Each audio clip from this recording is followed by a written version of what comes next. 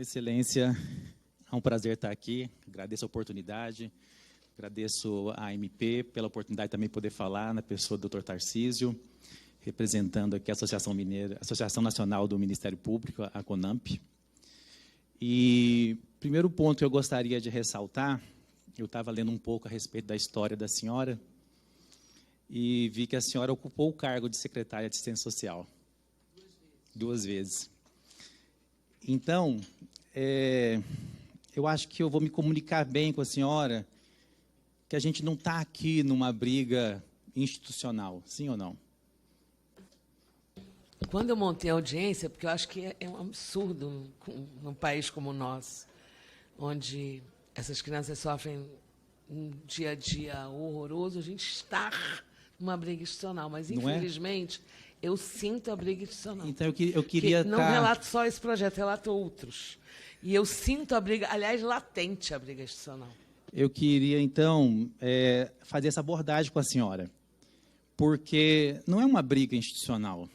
Né? Não precisa falar que o Ministério Público não ouve a criança. Como assim? Nós poderíamos falar com sinceridade e verdade que nenhum promotor ouve a criança? Nós poderíamos falar com sinceridade e verdade que juízes e promotores proíbem defensores e os defensores não fazem nada?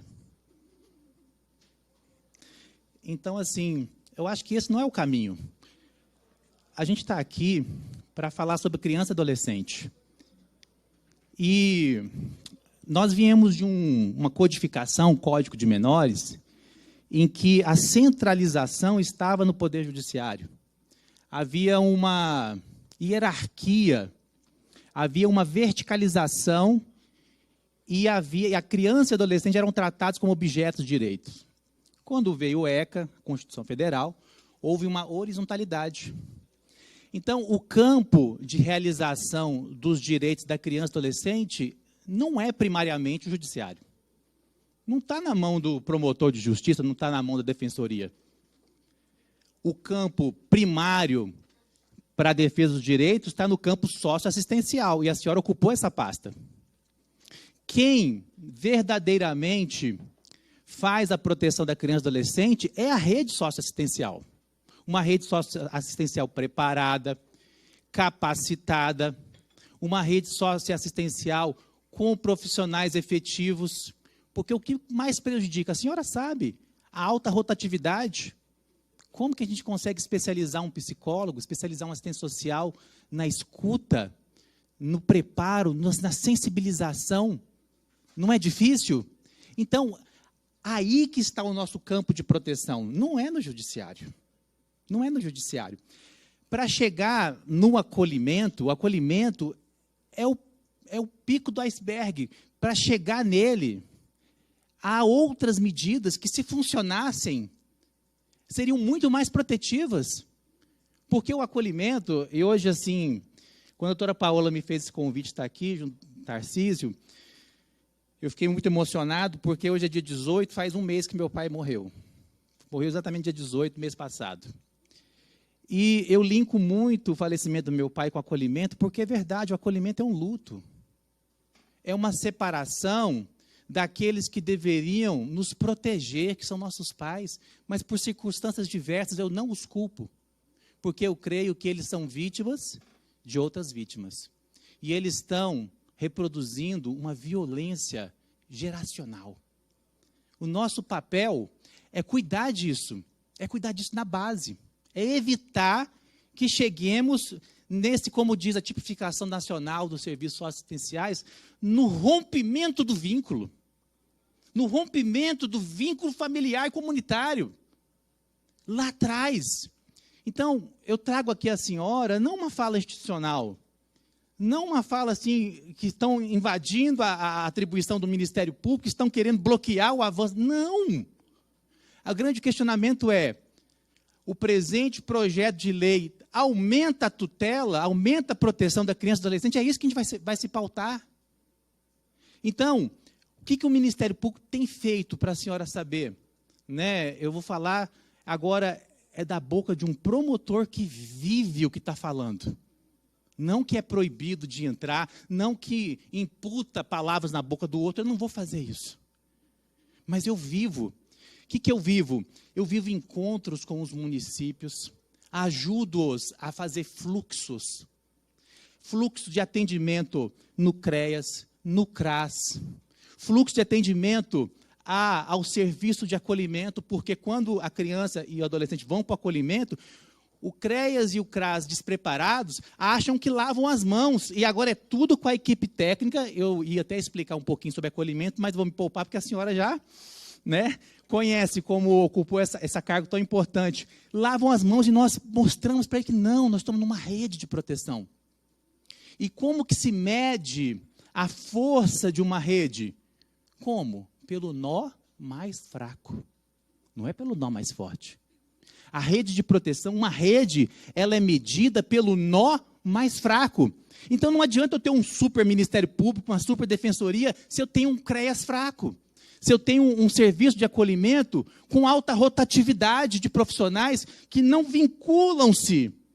Porque quando há um rompimento, isso é muito interessante, que eu vou falar para vocês, muito interessante, porque o mote aqui da entrada da defensoria, como um curador, um assistente, etc., é o acolhimento. E é isso que o artigo 15 modificado está propondo. Então, quando uma criança vai para um acolhimento, ela está rompendo a convivência familiar. Ela precisa estabelecer novos vínculos. Ela precisa estabelecer vínculos afetivos. Então, hoje, a ciência mostra, por meio de ressonâncias magnéticas nucleares, que a ausência, prestem atenção, a ausência de vínculos familiares afetivos relevantes rompem as conexões do lóbulo temporal, ou seja, rompendo as conexões do lóbulo temporal, aqui o cérebro límpido, onde são formadas emoções, não se comunica com o nosso córtex pré-frontal. Aí você encontra crianças no serviço de acolhimento com déficit de atenção, mas elas não nasceram com déficit de atenção.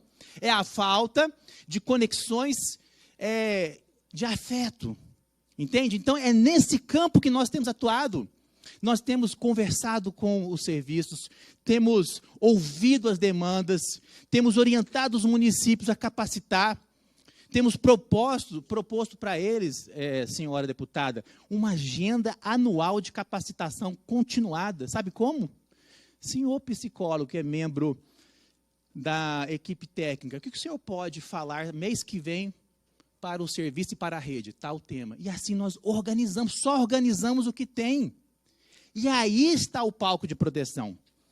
Mas veja bem, a Constituição Federal, ela quando fala das funções essenciais da Justiça, ela coloca o Ministério Público, a Advocacia Pública, a Advocacia e Defensoria Pública.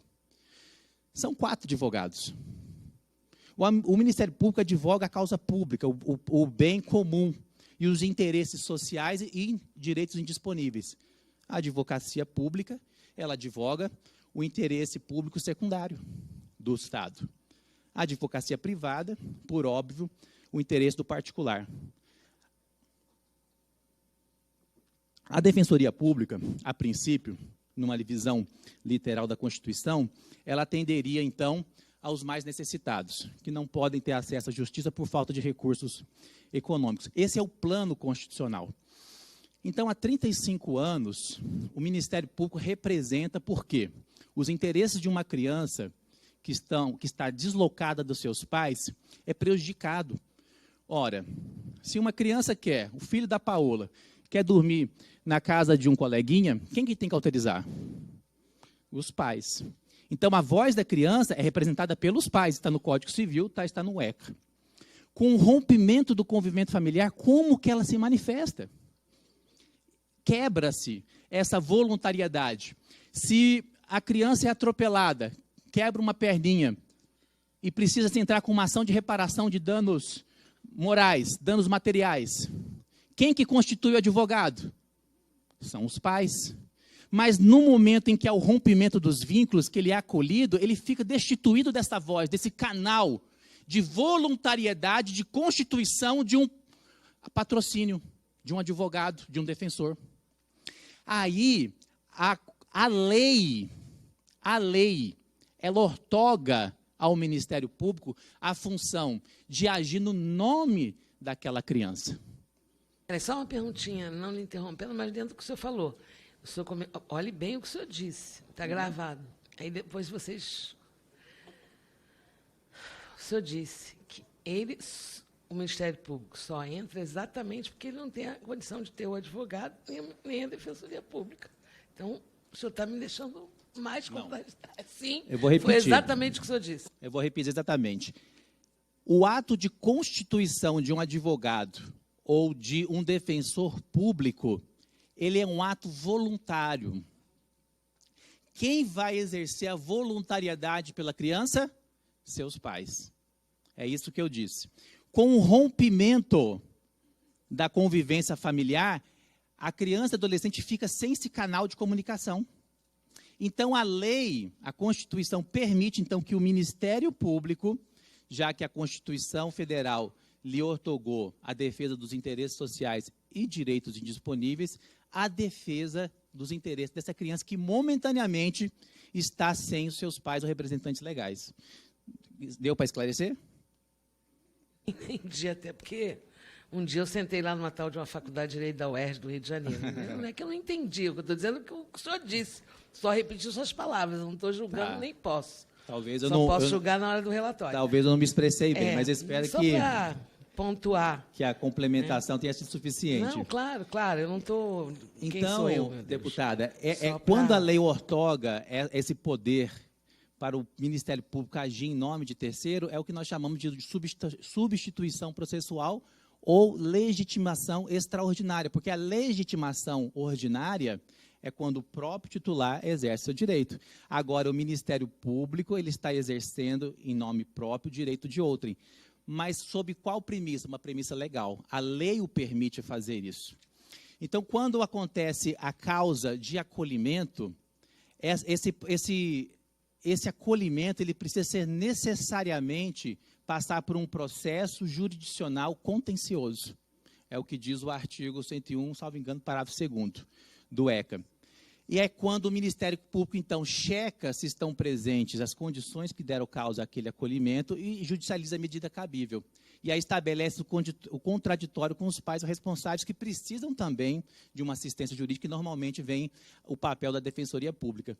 Então, o Ministério Público, ele está, sim, representando diretamente os interesses da criança e do adolescente, e eu fiz todo esse preâmbulo para a senhora para demonstrar que nós não estamos nos limitando à seara judicial, pois entendemos que esse campo, ele é o último grau, né? Quando uma criança vai para um acolhimento, nós sabemos que ele vai para um serviço socioassistencial de alta complexidade, né? Se nós fizermos uma comparação com o SUS, é como se fosse a UTI. O serviço de acolhimento, ele é a UTI do SUS. Não chega ao UTI não, mas ele chega ao hospital. Ele chega. Então, ali, ele precisa ser provido por todos os elementos, né? Ele precisa ser provido de casa, de educação, de saúde, de roupa, porque é uma provisão integral.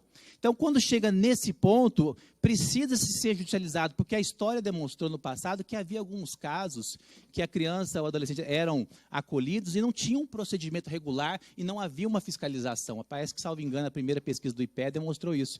Em 2009, então, vieram modificações que introduziram essa questão. Então, a grande questão é, se houvesse essa modificação legislativa, nós teríamos, em tese, 2 substitutos processuais. Nós teríamos o Ministério Público e a Defensoria Pública. É como que se um cidadão quisesse pleitear uma casa comum e tivesse 2 advogados autônomos independentes, e cada um usando os instrumentos e os recursos que ele entender mais cabíveis. Então, isso vai trazer morosidade, conflito, vai aumentar a litigiosidade do processo, e acreditamos, senhora deputada, que não vai trazer impactos positivos para a proteção da criança e adolescente. Então, a título de conclusão, o que eu acredito é que o ECA é um plano que precisa ser executado, né? Já foi falado, por exemplo, em diminuição de maioridade penal, e quando a gente vai olhar a forma que as medidas socioeducativas são executadas, a gente percebe que está distante do ECA. Então, o ECA ele precisa ser um plano a ser executado. E o campo principal que nós precisamos nos unir, o Ministério Público dá as mãos para a Defensoria Pública, é no campo extrajudicial. É onde nós mais produzimos, onde nós teremos os melhores resultados, né? Imagine só numa articulação de rede, todos presentes, todas as políticas públicas setoriais presentes, Defensoria, e nós conseguimos, e nós fazemos isso, mas com poucas vezes a presença da Defensoria, porque é escassa a presença dela no Estado, fazer um matriciamento da família, onde nós elencamos todas as necessidades dela, necessidades. Às vezes ela está ali por uma questão de negligência, mas nós olhamos a questão de lazer, nós olhamos a questão de cultura, nós olhamos a questão de trabalho, nós olhamos a questão de habitação, chamamos um representante de cada política, realizamos esse matriciamento e fortalecemos a família e evitamos o acolhimento. Aí é um campo que precisa ser desenvolvido. E não precisa de mudança legislativa para que isso aconteça, certo? Então, a proposta, ela não traz uma novidade legislativa que vai trazer um impacto positivo na proteção da criança e adolescente, tá? Eu hoje de manhã, pensando um pouco, eu gosto de ler a Bíblia, e eu lembrei de um versículo bíblico em Lucas que fala assim, que um reino dividido contra si mesmo, ele vai ficar deserto. Então, assim, eu acho que se nós, Ministério Público, Defensoria Pública, ficarmos degladiando, brigando, falando isso e aquilo, vamos atrasar o desenvolvimento da política da criança e do adolescente. Eu acho que é melhor nós darmos as mãos, trabalharmos no que nós já temos, tem muita coisa para fazer, tem muito campo para desenvolver juntos e promovemos uma proteção mais eficiente da criança e do adolescente, né? Não buscar modificações que não vão trazer tanto proveito à tutela da criança e do adolescente. Tá? Eu agradeço a oportunidade. Obrigado. Obrigada, doutor Marco.